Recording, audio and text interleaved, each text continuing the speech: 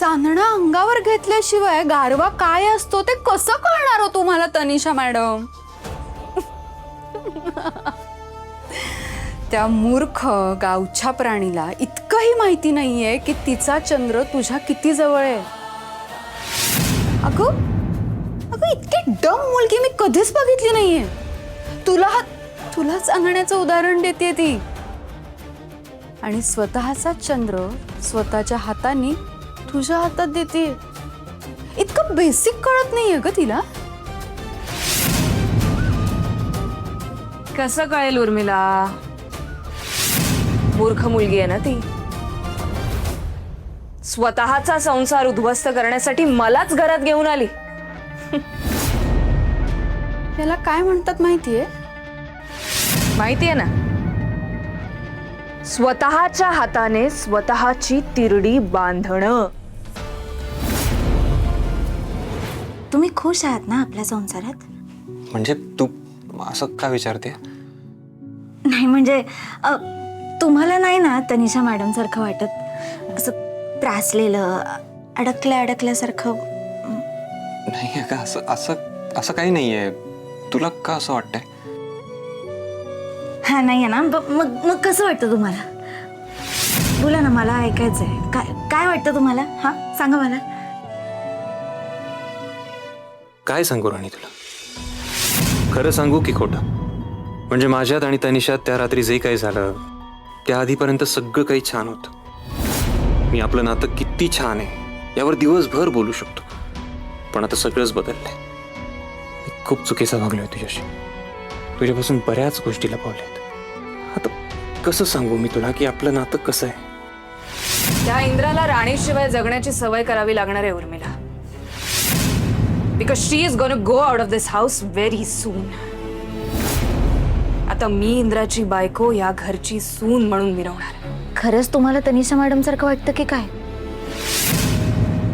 अहो एवढा वेळ लागतोय तुम्हाला?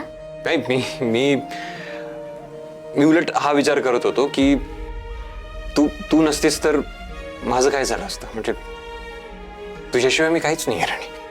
खरं बघायला गेलं तर तू आहेस म्हणून मी आहे. विक्रांत बोलला मला, तू त्या दोघांच्या संसाराला सुरुंग लावलास. एक मस्त डाव खेळलास.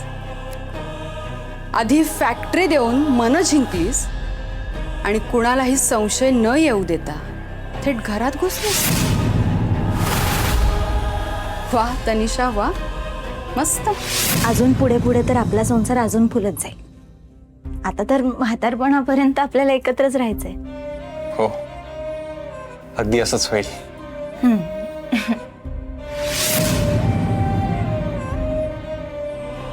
आत्ता कुठे घरात घुसली आम्ही. पुढे बघा काय काय करते ते. गेले काही दिवस मी बघते तुम्ही मला हरवल्यासारखे वाटताय. काय झालंय का? म्हणजे कसला विचार करताय का? नाही अगं, असं काही नाहीये. तुला का असं वाटतंय? नवऱ्याच्या मनात काय चाललंय हे बायकांना लगेच कळतं. आणि आज पण बघा ना, नीट जेवला नाही तुम्ही.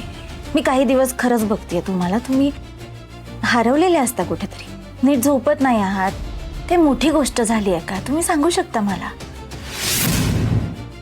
इंद्राला माझ्या प्रत्येक गोष्टीसाठी मला हा म्हणावंच लागेल. कारण मी त्याची अशी अवस्था करून ठेवली आहे ना की त्याला नेमकं काय होतंय ते दुसरं कोणाला तो सांगूही शकत नाहीये आणि सहनही करू शकत नाहीये. नाही अगं, असं खरंच काही नाहीये. नक्की? हो, त्या दोघांच्या संसाराची अशी वाट लावणार आहे ना मी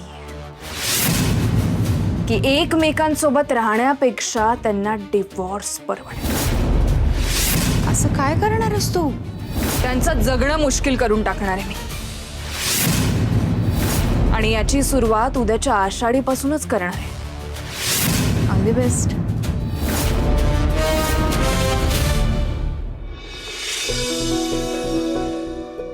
उद्याच्या आषाढीपासून सगळं ठीक होणार आहे.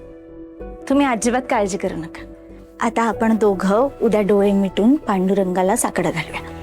म्हणजे आपल्यावरचं, आपल्या घरावरचं काही संकट असेल तर लगेच दूर होईल. हो, असंच होईल. बरं तुम्ही बसा, मी पाणी घेऊन येते.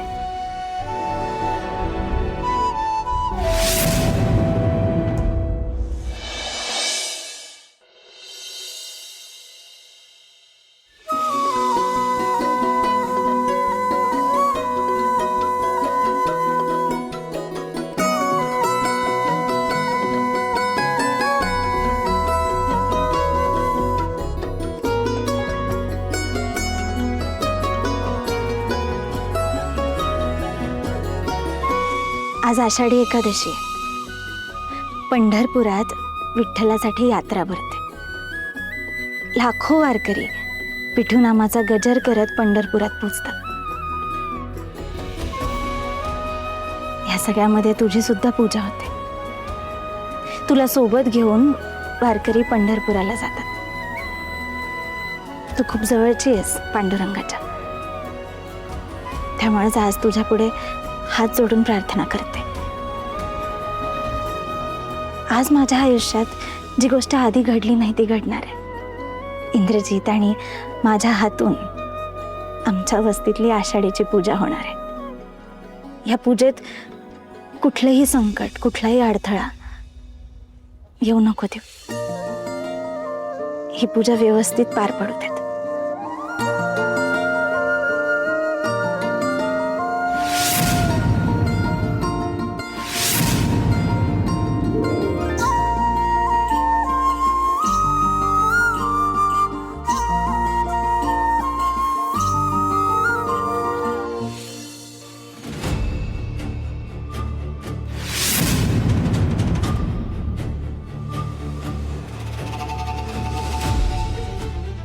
का वागलात तुम्ही माझ्याशी असं? म्हणजे राणीला सगळं कळलं? काय? जॉगिंगला आपण दोघांनी एकत्र जायचं असं ठरलं होतं ना? मग मला सोडून तुम्ही एकटेच का गेलात? अच्छा, ते होय. ते मी तुझ्यासाठी जागं. आज पूजा आहे ना आषाढीची, आणि मग पूजेमध्ये तुझी दगदग होईल. परत तू जॉगिंगला आली असतीस, थकून गेली असतीस खूप, म्हणून मी नाही उठवलं तुला. एक सांगू का?